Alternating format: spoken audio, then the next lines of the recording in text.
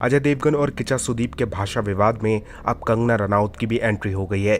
इस मामले पर कंगना ने खुलकर अपनी राय रखी है। हाल ही में किचा सुदीप ने कहा था कि हिंदी भाषा अब नेशनल लैंग्वेज नहीं रह गई है। इस पर अजय देवगन ने रिएक्ट करते हुए ट्वीट किया था और लिखा था कि हिंदी हमारी मातृभाषा और राष्ट्रभाषा है और हमेशा रहेगी।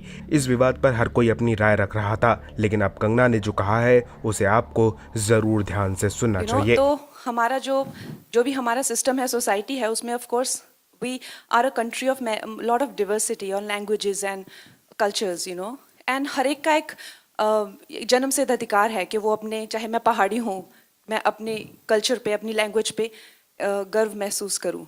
लेकिन हमारा जैसे देश है, to make it one unit, हमें कोई तो थ्रेड चाहिए ना, to run through it, right. अगर हमें कॉन्स्टिट्यूशन को कहा जाए, अगर हमें कॉन्स्टिट्यूशन का सम्मान करना है, तो जब इन लोगों ने बनाई तो हिंदी को राष्ट्रभाषा बनाया।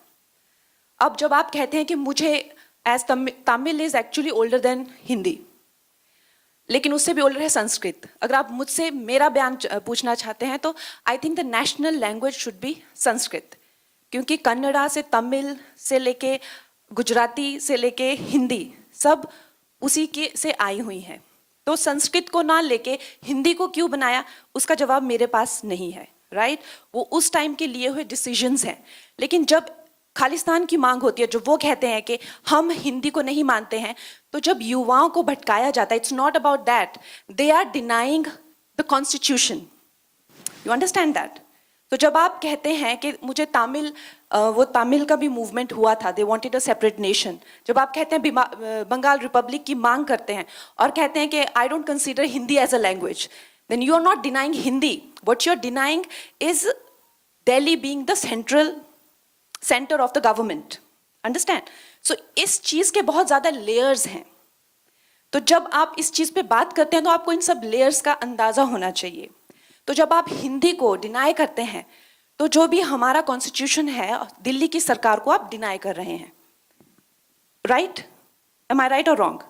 आप दिल्ली को नहीं मानते, क्योंकि हमारा संविधान, चाहे सुप्रीम कोर्ट हो, चाहे किसी तरह के एक्ट बने, चाहे दिल्ली में जो भी सरकार करती है वो हिंदी में ही करती है ना। अगर आप चाहे देश भी घूमते हैं, चाहे बाहर भी जाते हैं, जर्मन हो गई या स्पेनिश हो गया, फ्रेंच हो गया, they are very proud about their language. लेकिन no matter how dark the colonial history is, fortunately or unfortunately, English has become that link.